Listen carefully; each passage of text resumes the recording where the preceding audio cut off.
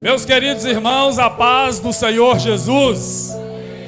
Glória a Deus. Por gentileza, abra a sua Bíblia no Evangelho do nosso Senhor Jesus Cristo, registrado por João, no capítulo 19. Nós vamos fazer a leitura do versículo 28, 29 e 30.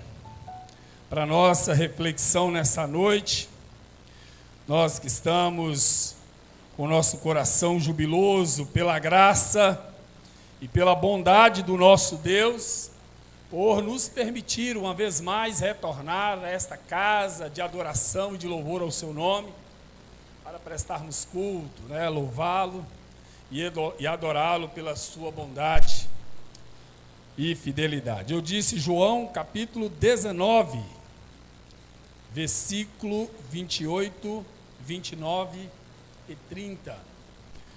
Você pode me acompanhar aqui também no telão. E nós vamos à leitura do texto. Está assim registrado. Mais tarde, sabendo então que tudo estava concluído, para que a Escritura se cumprisse, Jesus disse: tenho sede. Estava ali uma vasilha cheia de vinagre. Então embeberam uma esponja nela, colocaram a esponja na ponta de um caniço de sopo e a ergueram até os lábios de Jesus. Tendo-o provado, Jesus disse: está consumado. Diga, está consumado. Está consumado. Com isso, curvou a cabeça e entregou o Espírito. Você pode dizer amém? Amém. Coloque sua mão no seu coração. Nós vamos orar ao Senhor nosso Deus e vamos pedir para que o Espírito Santo, seja uma vez mais gracioso e fale ao nosso coração. Vamos orar? Pai, em nome do teu Filho Jesus, nós oramos agradecidos, meu Deus, por estarmos aqui na tua casa, para o louvor do teu grande e eterno nome. Estamos agora diante da tua palavra, grande Deus, e nós carecemos, Pai, que o Senhor, uma vez mais, por intermédio do teu Espírito Santo, nos ajude a compreender, Pai querido, a tua palavra, nos dê entendimento, discernimento, para que possamos, ó Deus, sairmos deste culto hoje edificados para a glória do teu nome. Nós oramos, meu Deus, agradecidos por tudo, em nome do teu Filho Jesus. Amém. Por favor, tome seu assento. Glória a Deus pela oportunidade que nós temos, de estarmos aqui reunidos nessa noite. Hoje celebramos, com muita alegria no nosso coração, a ceia do Senhor nosso Deus. A ceia do Senhor Jesus. Trazemos à nossa memória o eterno, perfeito e glorioso sacrifício que o Senhor Jesus fez por todos nós. E eu quero hoje comunicar uma palavra ao coração dos irmãos. Gostaria de ter a sua atenção por alguns minutos. E depois da ministração da palavra, nós vamos a ministração da ceia, com alegria, com entusiasmo, porque Deus é bom. Amém, irmãos? Amém. Diga isso, Deus é bom. Deus é bom. Aleluia. Meus irmãos, João fez o registro do desfecho, de um plano, mas não qualquer plano. Chegamos à conclusão de um plano perfeito, de um plano pensado, de um plano cuidadosamente revelado nas Escrituras. A morte de Jesus, a morte do Senhor Jesus, completa o plano divino de salvação. A cruz é, possivelmente, o motivo pelo qual Deus criou este mundo, criou você, criou todos nós. Deus sabia, desde a eternidade passada, que tanto Satanás, o querubim ungido, assim como Adão, criado em perfeição, escolheriam a rebeldia e o próprio ego. Deus não criou robôs. Deus criou seres com livre arbítrio. Deus criou pessoas, criou seres celestiais e dotou-os de capacidade de escolher. Sabendo disso, Ele então criou este plano, planejou a vinda do nosso Senhor Jesus. É importante você saber que a cruz fazia parte do plano da criação. Você precisa entender isso. Há muitos conflitos teológicos, há muitos debates teológicos acerca da cruz de Cristo, do Cordeiro que foi manifestado antes da fundação do mundo. Mas é fato, é bíblico, que a cruz fazia parte do plano da criação. Veja o que Mateus registrou no capítulo 25 e versículo 34. Então o rei dirá aos que estiverem à sua direita: venham, benditos de meu Pai, recebam como herança o reino que foi preparado para vocês desde a criação do mundo. Em 1 Pedro, no capítulo 1, versículo 18, versículo 19 e versículo de número 20, assim ele registrou: pois vocês sabem que não foi por meio de coisas perecíveis, como prata ou ouro, que vocês foram redimidos da sua maneira vazia de viver, transmitida por seus antepassados, mas pelo precioso sangue de Cristo, como de um cordeiro sem mancha e sem defeito, conhecido antes da criação do mundo, revelado nesses últimos tempos em favor de vocês. Eu estou dizendo para vocês que a cruz, que o plano de salvação, que a graça de Deus manifestada na pessoa do Senhor Jesus foi planejada antes mesmo da criação do mundo. Revelado nas Escrituras, como acabei de mostrar para os irmãos. Vejam que Deus, em sua onisciência, sabia antes de criar o mundo que Adão e Eva pecariam e traçou seu plano de salvação na eternidade passada. Portanto, a morte de Jesus sempre fez parte do plano eterno de Deus. Sem a cruz, sem a manifestação de Jesus, não haveria esperança para a humanidade pecadora. Não haveria esperança para você. Não haveria esperança para mim.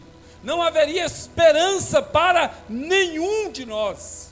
Esse é, de fato, o acontecimento central da história humana e é a base para a nossa participação na eternidade. Se você almeja a eternidade, se você deseja as delícias que Paulo falou acerca da eternidade, lembre-se, não é possível acessá-la sem a cruz do nosso Senhor e Salvador Jesus Cristo, sem a pessoa bendita do nosso Senhor e Salvador Jesus. E hoje eu gostaria de chamar a sua atenção para alguns detalhes da paixão de Cristo, que muitas vezes passam desapercebidos por muitos de nós. Paixão de Cristo é o termo usado em referência ao sofrimento de Jesus, desde a última ceia até a sua morte na cruz do Calvário. sempre que você ouver falar paixão de Cristo, o que paixão de Cristo significa? Significa o momento da última ceia, quando Jesus começa a cumprir o plano perfeito,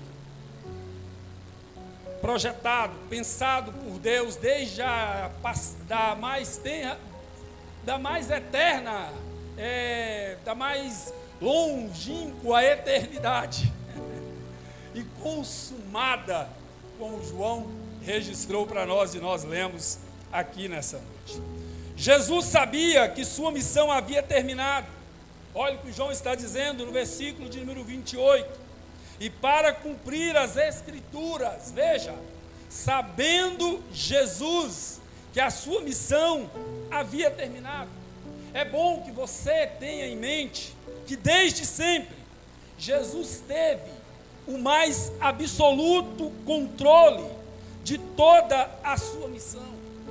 Ele sabia o tempo certo, ele sabia sobre cada pessoa, sobre cada coisa que iria acontecer, quem seriam os protagonistas de sua paixão: Judas, Pilatos, Herodes, as autoridades judaicas, os discípulos.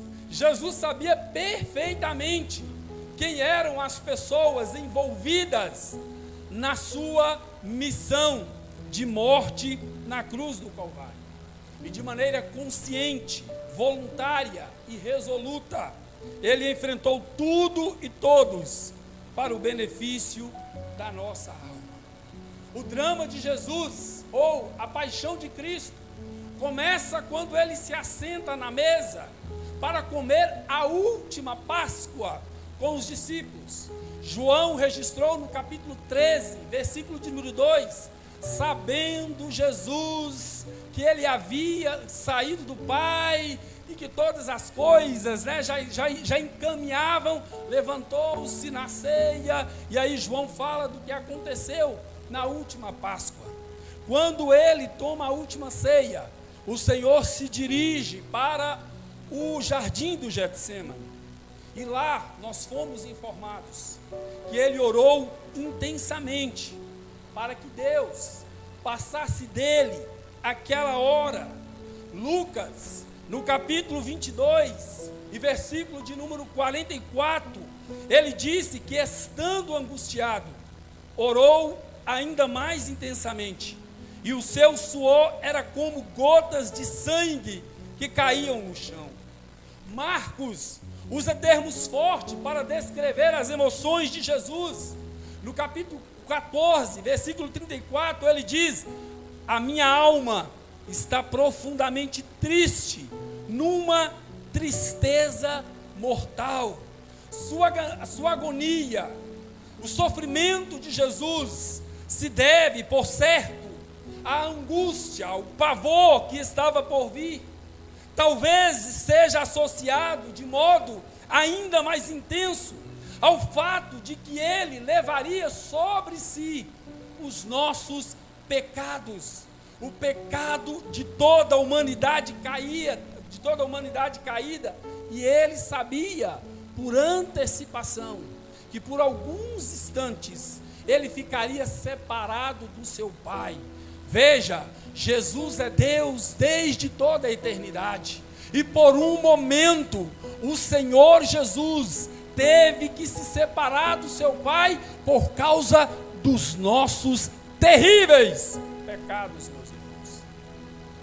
E isso naturalmente provocou muita angústia no Senhor. Depois da noite de quinta-feira, Judas, um discípulo da confiança de Jesus, tesoureiro do seu ministério, chegou com uma turba de soldados romanos e guardas do templo com paus, espadas, para prenderem Jesus. Marcos, no capítulo 14 e versículo de número 43, ele disse: enquanto ele ainda falava, apareceu Judas, um dos 12, Com ele estava uma multidão armada de espadas e varas, enviada pelos chefes dos sacerdotes, mestres da lei e líderes religiosos. Jesus foi traído pelo seu melhor amigo. Jesus foi desamparado pelos seus discípulos. Jesus foi conduzido, preso com muita crueldade para aqueles que queriam a sua morte. E aqui eu gostaria de chamar a sua atenção para o fato de que o fracasso no discipulado, ele traz desonra. Escute-me, eu estou dizendo que o fracasso do discipulado ou no discipulado, ele traz desonra. Os 12 homens, os quais Jesus havia se dedicado tão inteiramente ao longo do seu ministério, aos quais havia demonstrado tamanho amor, o abandonaram completamente na hora de sua maior necessidade. Marcos registrou no capítulo 14, versículo 50, então todos o abandonaram e fugiram. Não é difícil você e eu imaginar os discípulos na hora mais difícil da vida de Jesus, tentando escapar pelas saídas do jardim do Getsêmani. Um deles deixou até a roupa para trás e correu nu. Tamanho era o desespero, o pavor de deixar o Senhor Jesus. Pedro, o amigo mais chegado de Jesus, que jurou fidelidade até a morte, o negou por 3 vezes. E na terceira vez, com juramentos e maldições sobre si mesmo. Marcos registrou no capítulo 14, versículo 71, olha, ele, Pedro, começou a se amaldiçoar e a jurar: não conheço o homem de quem vocês estão falando. E ele começou a espraguejar, ele começou a se amaldiçoar, e até juramentos ele fez, negando o nosso Senhor e Salvador Jesus Cristo. Não conheço o homem de quem vocês estão falando. Vejam que a desonra que os discípulos tiveram que carregar é quase inimaginável, meus irmãos. Acredito que, embora os discípulos soubessem que Deus, em sua infinita graça, os havia perdoado, porque Deus, Ele é bom, eles tiveram dificuldades para o resto da vida em perdoar a si mesmos. E eu sei, assim como você sabe, que o diabo não tira proveito, ou melhor, que o diabo não deixa de tirar proveito em situações como essa, e perturbou os discípulos, com certeza, acerca deles terem abandonado o Senhor Jesus. E você deve estar pensando, não é? Isso acontece com os discípulos, mas na verdade, isso acontece conosco, isso acontece com todos nós. A desonra que carregamos quando vivemos para nós mesmos e ignoramos tudo o que Jesus passou é absolutamente embaraçoso para qualquer um de nós que se julga seguidor de Jesus e se preocupa apenas com nós mesmos. Eu pergunto a você, quantos de nós que de fato estamos interessados na paixão de Cristo e nos detalhes do seu sofrimento? E por que nós não consideramos, não trazemos a um exame seguro? Porque somos como os discípulos, em nossas próprias escolhas, em viver as nossas próprias vidas. Por que que os discípulos abandonaram Jesus no momento crucial de sua vida e do seu ministério? Porque eles pensaram em si mesmos. A ideia era escapar, era fugir, morrer com Jesus. Não, o Senhor resolve isso, Senhor. E o abandonaram. E muitos de nós, vez por outra, nos embaraçamos nisso. Vejam que Jesus, ele é abandonado pelos seus seguidores e enfrenta o seu destino sozinho. mas eu devo continuar aqui em minha reflexão acerca da paixão de Cristo, chamando a sua atenção para mais um detalhe importante, que depois de preso, Jesus enfrenta uma série de 6 julgamentos. Quantos julgamentos? Normalmente, a maioria de nós pulamos do Getsemane para o Gólgota, omitindo a maioria, se não todos os eventos que estão nesse entremeio. E ao fazermos isso, nós perdemos muito da história, da teologia envolvida na paixão de Cristo. E eu quero hoje chamar a sua atenção para alguns detalhes muito significativos para a nossa caminhada e para o nosso compromisso com o Senhor Jesus.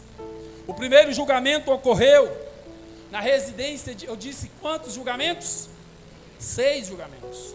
O primeiro ocorreu na residência de Anás, o antigo alto sacerdote, sogro de Caifás, por volta das 2 horas da manhã.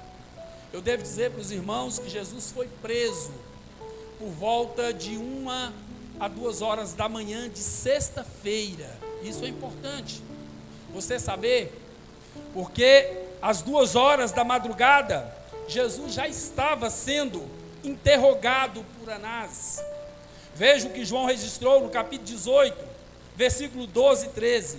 Assim, o destacamento de soldados com seu comandante e os guardas dos judeus prenderam Jesus, amarraram-no e o levaram primeiramente a Anás, que era sogro de Caifás, o sumo sacerdote daquele ano. Um segundo julgamento, não oficial, foi feito na casa de Caifás, genro de Anás, por volta das 3 horas da madrugada. E aqui é importante eu destacar um ponto, que foi exatamente nesse horário, enquanto ele estava sendo julgado perante Caifás. E eu quero, no próximo domingo, se Deus permitir, pregar sobre esse texto, sobre esse julgamento, porque tem muitas lições importantes para nós. E eu gostaria que você não perdesse, não deixasse de vir no próximo domingo. Mas eu quero aqui falar com você acerca desse julgamento na casa de Caifás. Enquanto Jesus estava sendo interrogado, Pedro estava no alpendre, não é alpendre o nome, é na área da casa de Caifás. Enquanto ele estava lá, e Jesus sendo interrogado, uma criada, depois outra, e por último outro homem, acusou Pedro de ser seguidor de Jesus. E Pedro nega por 3 vezes.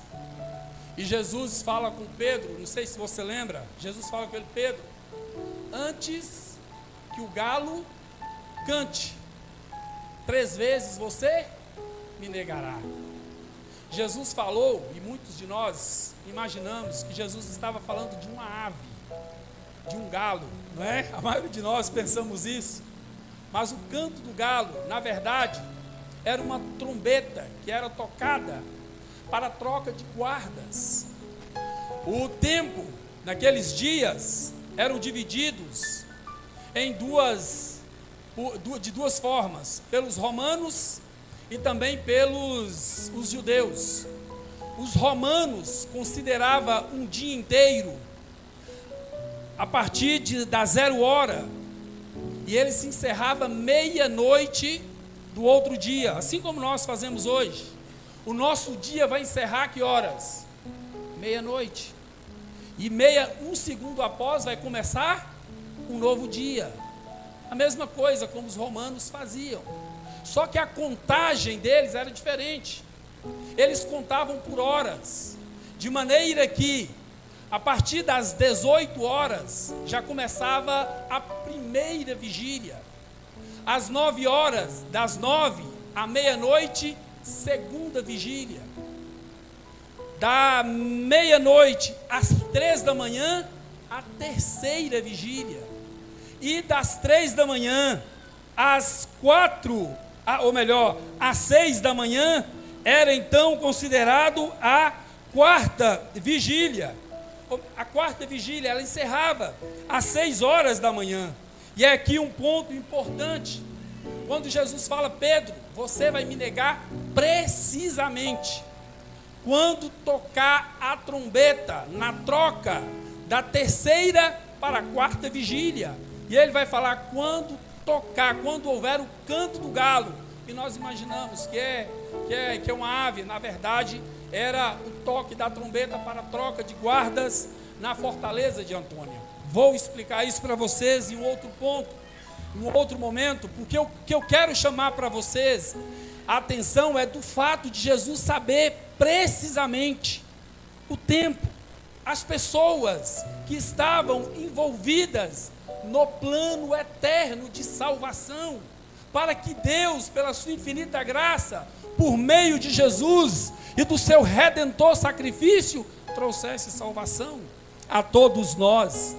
Olha que a seguir vem o terceiro julgamento, uma audiência formal perante o Sinédrio, os 70 homens que formavam a Suprema Corte dos Judeus.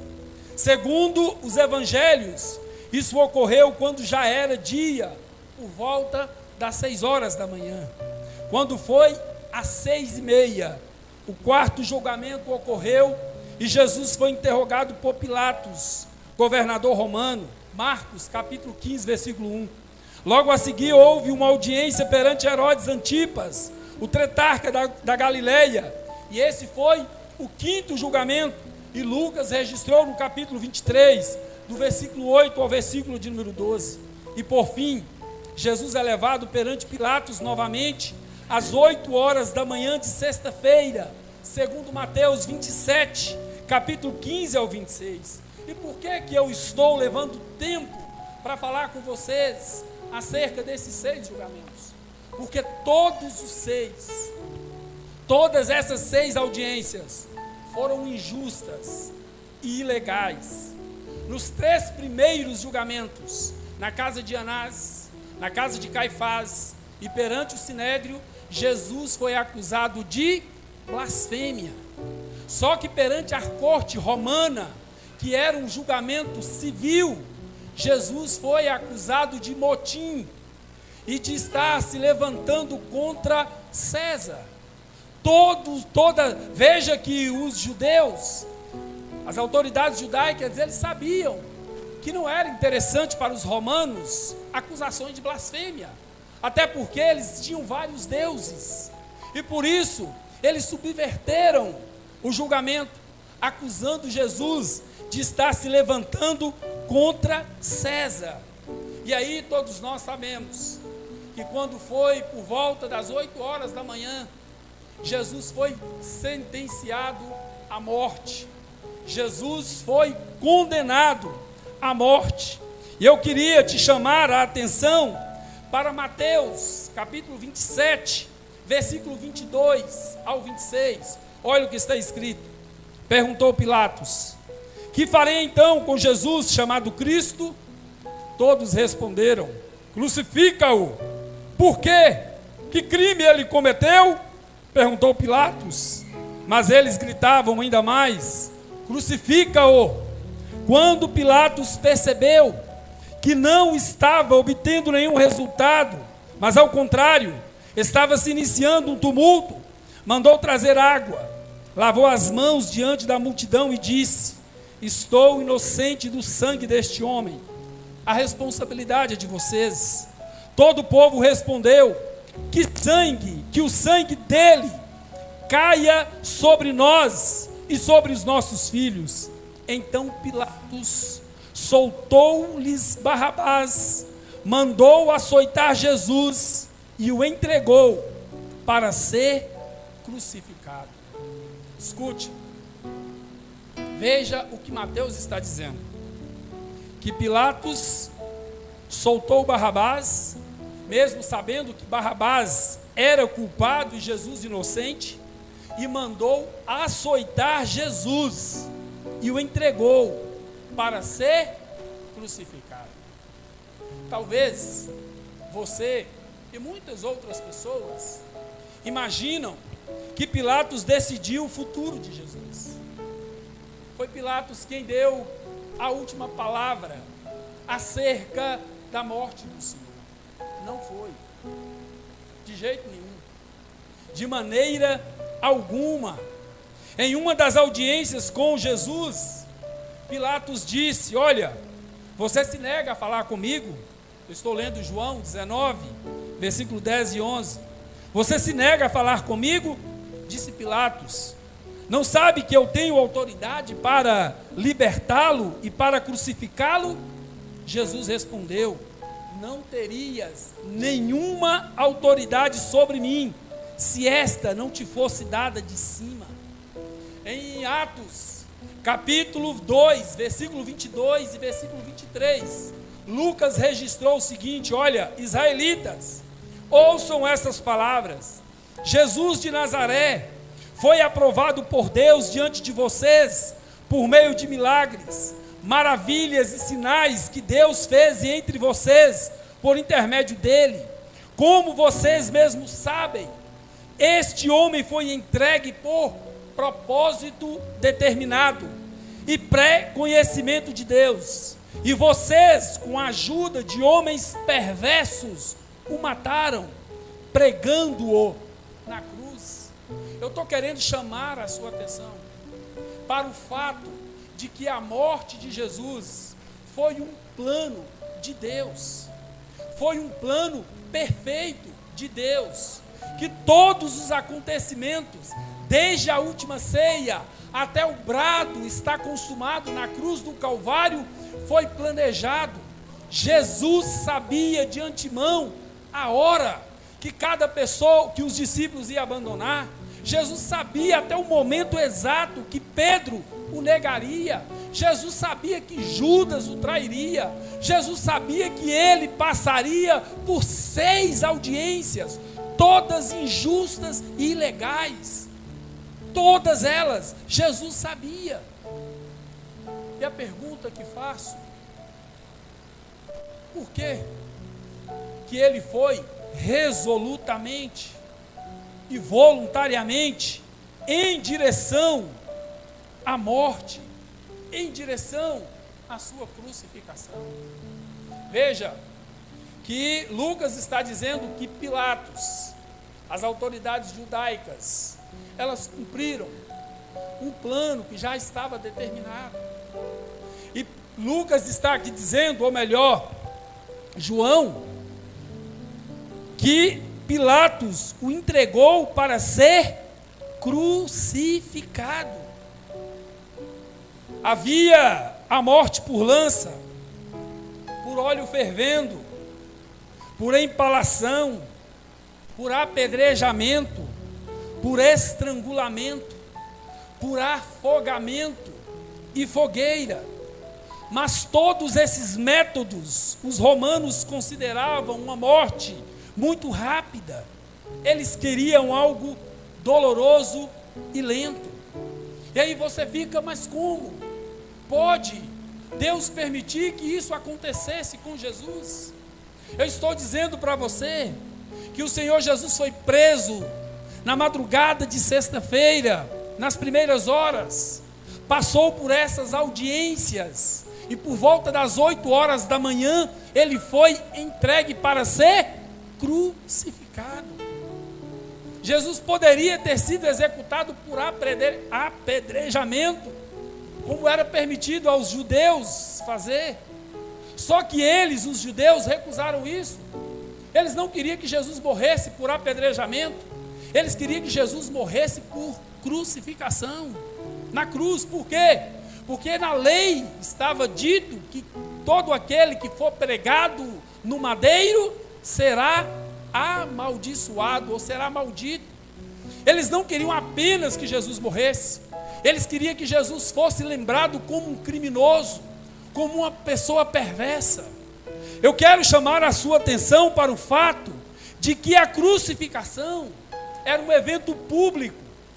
O Gólgota, ele ficava bem de frente para a principal via de acesso para Jerusalém. Os romanos queriam que os seus soldados, ou que os seus cidadãos, melhor dizendo, tivessem uma lembrança inesquecível da punição por quebra de suas leis. Um outro detalhe importante da paixão de Cristo é o fato de que Jesus foi crucificado nu, e isso acrescentava vergonha ao malfeitor, ao mesmo tempo em que ele ficava pendurado na cruz, exposto aos insetos, ao frio, ao calor, às aves de rapina. A morte por crucificação, ela era cruel. Ela foi adotada pelos romanos a fim de impor pavor, medo em seus cidadãos, de maneira que eles não se levantassem contra a ordem romana estabelecida. E foi nesse tempo, e foi por esse meio que Jesus foi morto, que Jesus pagou o preço pela nossa salvação. E aí, eu penso, talvez a maioria de vocês deve lembrar como Mel Gibson, no filme A Paixão de Cristo, descreveu o sofrimento de Jesus. E eu fiz uma pesquisa em relação àquilo que foi mostrado. E ele, Mel Gibson, não conseguiu chegar muito, ele chegou perto, mas não foi exato em relação ao sofrimento de Jesus. Ele sofreu muito mais do que eu e você pode imaginar. A tortura física e a tortura emocional que Jesus suportou, elas são inimagináveis. Lívia leu aqui no início do culto um texto em que Isaías, ele descreve a paixão de Cristo, e num dos versículos Isaías disse que Deus agradou moê-lo, fazendo-o enfermar. Tudo que Jesus suportou na cruz estava na medida dos nossos pecados, da nossa maldade. Quando Jesus exclama, sabendo Jesus que tudo já estava concluído, e disse: tenho sede, e por fim está consumado, é porque cada detalhe da paixão, de tortura física, emocional e espiritual, era equivalente ao meu e ao seu pecado. Foi por isso que ele sofreu da maneira como ele sofreu. E agora eu penso que nós conseguimos entender o porquê dele ter orado insistentemente no Getsemane, para que Deus, se possível fosse, passasse dele aquele cálice, traído e abandonado pelos seus amigos, falsamente acusado, humilhado publicamente, desfigurado pelos espancamentos e crucificado como criminoso. Jesus suportou a dor além da nossa compreensão. E eu não sei se isso desperta em você, porque deveria despertar a curiosidade, e você se perguntar: por quê? Porque Deus foi tão cruel com Jesus? Porque, como eu disse para vocês, e os evangelhos mostram, não foi Pilatos, Caifás, Anás, os soldados romanos, não foram a multidão que gritava: crucifica-o, que determinou. No início dessa minha reflexão, eu disse para vocês que foi um plano perfeito, foi uma coisa pensada muito antes de haver mundo, de haver seres humanos, seres celestiais. Deus já tinha pensado na cruz. E eu sei que isso intriga muitas pessoas, e serve de debate, como eu disse, em muitos seminários teológicos. Como? Mas Deus, antes mesmo de nos criar, Ele pensou todos os detalhes da cruz do Calvário, o sofrimento de Jesus. Eu sei que muitos de nós chegamos na última ceia e já pulamos para a morte, e não consideramos muito tantos detalhes. Mas o sofrimento de Jesus, ele foi terrível. E eu penso que antes de nós respondermos a pergunta, é importante considerarmos que existe um problema em nós mesmos, chamado pecado, que nos afasta de Deus. Isaías diz no capítulo 59, versículo 2, versículo 3: mas as suas maldades separam vocês do seu Deus. Os seus pecados esconderam de vocês o rosto dele, e por isso ele não os ouvirá. Pois as suas mãos estão manchadas de sangue, e os seus dedos de culpa. Os seus lábios falam mentiras, e a sua língua murmura palavras ímpias. Paulo registrou em Romanos, no capítulo 3, versículo 23, pois todos pecaram e estão destituídos da glória de Deus, independentemente do pecado, seja ele pecadinho ou pecadão, como gostamos de classificar, nos separa de Deus. Aquela mentirinha que você conta, ela faz divisão entre você e Deus. Aqueles pensamentos maldosos que você tem, que eu tenho, nos separa de Deus.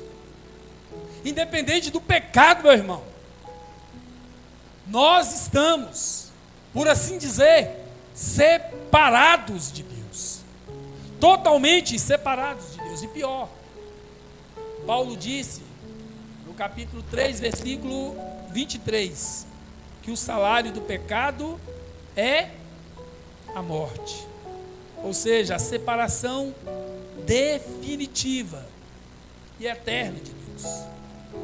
Escute, o Deus Todo-Poderoso, onisciente e onipresente que nós conhecemos, ele pode muita coisa. O que é isso, pastor? Ele pode todas as coisas. Sim ou não? Ele pode todas as coisas. Mas há uma coisa que ele não pode fazer. Apesar de ser o Deus da misericórdia, ele não pode contradizer a sua justiça, e muito menos a sua palavra. Ele disse, e Moisés registrou, ele disse para o nosso pai Adão, e Moisés registrou no capítulo 2, versículo 16 e 17, que o Senhor ordenou ao homem: coma livremente de qualquer árvore do jardim, mas não coma da árvore do conhecimento do bem e do mal, porque no dia em que dela comer, certamente morrerá. Adão falhou, e como consequência, o pecado de Adão foi imposto a todos nós. E Paulo escreveu em Romanos, no capítulo 5, versículo 12: portanto, da mesma forma como o pecado entrou no mundo por um homem, e pelo pecado a morte, assim também a morte veio a todos os homens, porque todos pecaram. Visto que a morte é o castigo pelos pecados, nenhuma quantidade de oração, nenhuma quantidade de reuniões na igreja, ou de boas obras, ou de qualquer outra coisa, pode suficientemente pagar pelos nossos pecados perante o Senhor. É importante que você entenda que não tem nada que você possa fazer para se justificar diante de Deus. Absolutamente nada.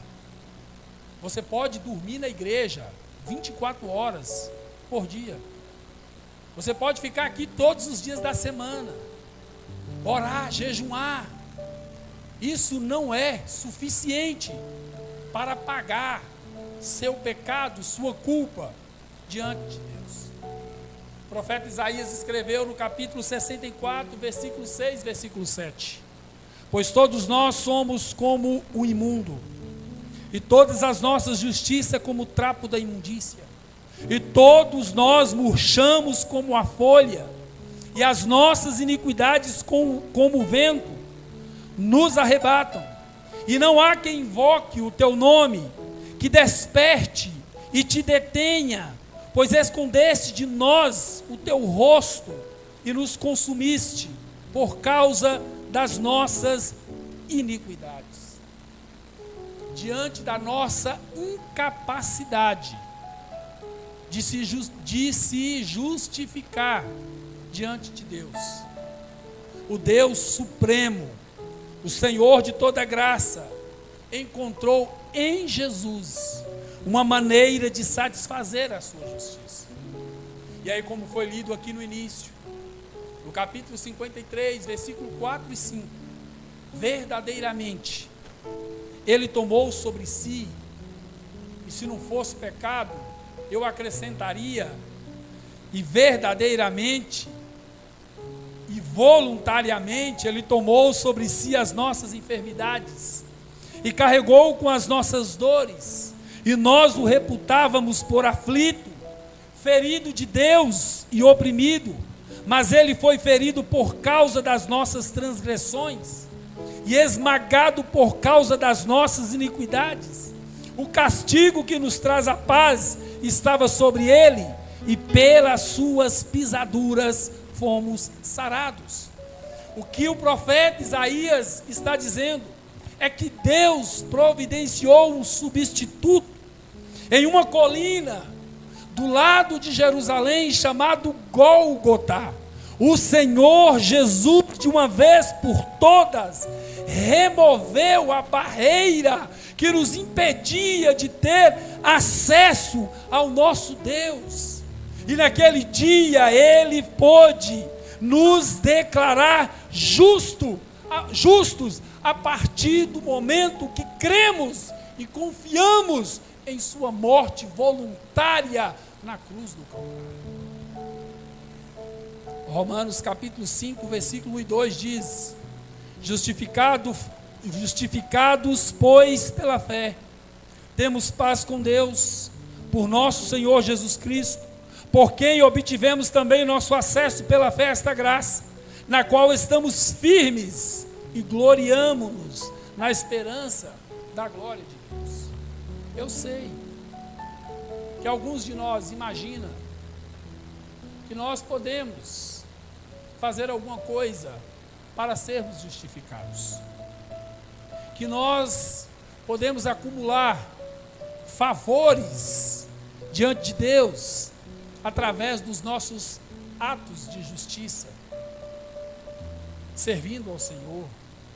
Quantos de nós imaginamos, eu tenho que ir para a igreja, eu tenho que fazer aquilo, ou tenho que fazer aquilo outro, porque se eu não fizer isso, e se eu deixar de fazer aquilo, eu não vou ter favor. Como me justificar diante de Deus? E quantas pessoas que, em razão de pecar, de falhar em sua caminhada com Deus, deixa de participar da ceia, se autodisciplina, porque ela imagina que ela vai precisar visitar um orfanato ou um asilo, fazer uma doação, dar esmola, para que o seu pecado, ou melhor, para que o seu ato de justiça o justifique diante do Senhor, meus Deus. E Deus não quer esse tipo de situação. Que é isso, pastor? O senhor está falando que as boas obras são recusadas por Deus com o objetivo de alcançar o favor imerecido? As nossas obras, elas têm valor em Cristo, a fim de glorificá-lo, mas não de obter o favor e a justificação. É necessário nós crermos no sacrifício do Senhor Jesus Cristo, que quando percebeu que o preço pelos nossos pecados estava sendo pago de uma vez por todas e para sempre, Ele exclamou: está consumado, está pago. A dívida, o pecado que nos separa de Deus foi removido graças ao nosso Senhor e Salvador Jesus Cristo. E você precisa, meu querido irmão, ter o entendimento de que o único meio de acessar a Deus é por meio do que Jesus Cristo fez por nós. É por meio do que Ele conquistou na rude cruz do Calvário. E por isso Ele pôde exclamar em alta voz: está consumado. Em outras palavras, Ele dizia ao Pai: está pago. O que o Senhor exigia da humanidade está pago. O sacrifício de Jesus foi perfeito. Cada detalhe, como eu disse, cumpriu uma exigência de Deus.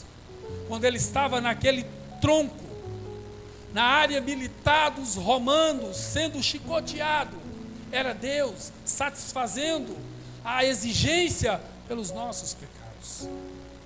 E você lembra como a paixão de Cristo mostrou como ficou o corpo de Jesus. Eles chamavam aquele açoite de meio caminho para a morte, porque muitas pessoas não resistiam e lá mesmo morria. E é por isso que às 15 horas da sexta-feira o Senhor Jesus expirou, porque o seu corpo estava todo machucado, o Senhor estava todo desfigurado naquela rude cruz, gota a gota pingando, para que a justiça de Deus ela fosse satisfeita, para que o pecado, a maldade do meu e do seu coração fosse plenamente pago pelo nosso Senhor Jesus.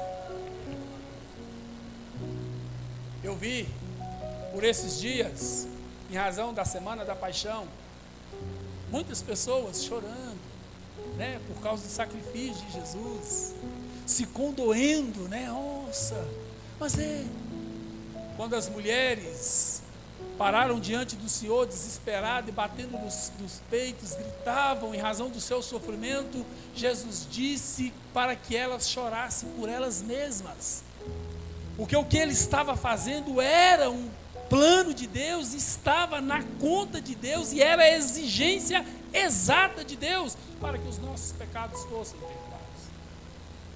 E é por isso que o Senhor, com muita convicção, Ele disse: está consumado. Ao morrer na cruz, Jesus pagou a penalidade que certamente merecíamos, removendo de uma vez por todas a barreira entre nós e Deus. Na corte do céu, todos aqueles que creem em Jesus são declarados justos. Eu quero que você tenha certeza, meu querido irmão, a mais absoluta certeza, que a missão do Senhor Jesus foi concluída perfeitamente. Não ficou absolutamente nada, nenhum tipo de pecado, nenhuma maldade da humanidade que não foi satisfeita na cruz do Calvário. Outras crenças exigem que paguemos o castigo por nossos pecados. Jesus pagou o castigo por nós. Outras religiões exigem que subamos a Deus para sermos salvos em Jesus. Deus desceu para nos salvar e rasgou o véu de alto a baixo, permitindo um acesso livre ao trono da sua graça. Outros ensinos nos dizem que temos de conseguir o próprio caminho até a Deus. Jesus é o caminho, a verdade e a vida.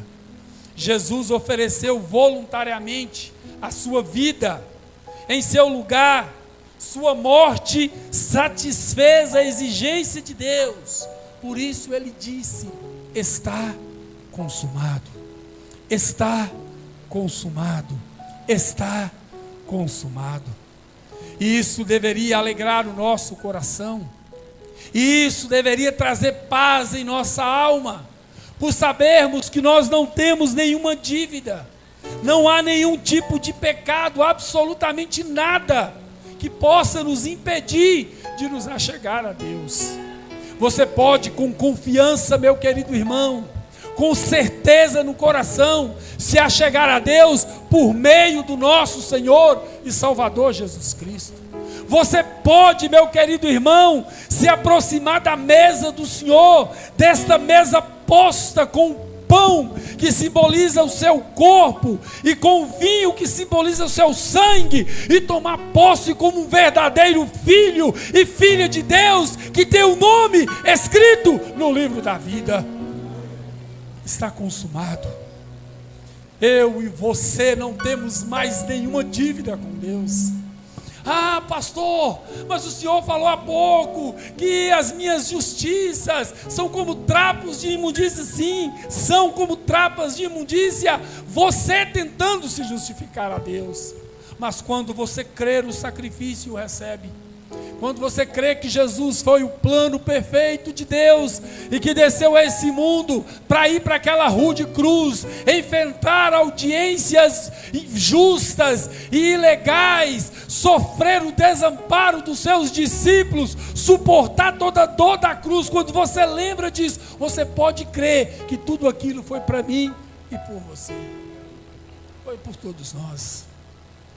Está consumado. O perdão está garantido. A culpa, ela foi removida. A dívida foi paga. Nós estamos aqui hoje como justos, como pessoas justificadas. Nós não temos, o diabo não tem de que nos acusar de nada, porque nós somos em Cristo Jesus declarados justos por toda a eternidade, porque está consumado, a dívida foi paga. E é por isso que nós podemos nos achegar com confiança ao trono da graça, confessar os nossos pecados e nos apropriar de tudo aquilo que Deus em Cristo Jesus reservou para todos nós. Como você encara o fato de Jesus ter morrido na cruz para que o seu e o meu pecado fosse pago? Como você encara isso? Jesus disse, João registrou no evangelho que ele escreveu no capítulo 3, versículo 16: porque Deus amou e deu o seu Filho unigênito, para que todo aquele que nele crê, não, mas tenha vida eterna. Se aproprie do que Jesus fez na cruz do Calvário. Como, pastor? Crendo, confiando que aquela foi a sua morte, que aquilo foi o seu castigo, que Cristo tomou sobre si, carregou de forma voluntária, resoluta, para que eu e você tivéssemos liberdade de estar hoje em sua casa louvando e exaltando o seu nome. Fiquemos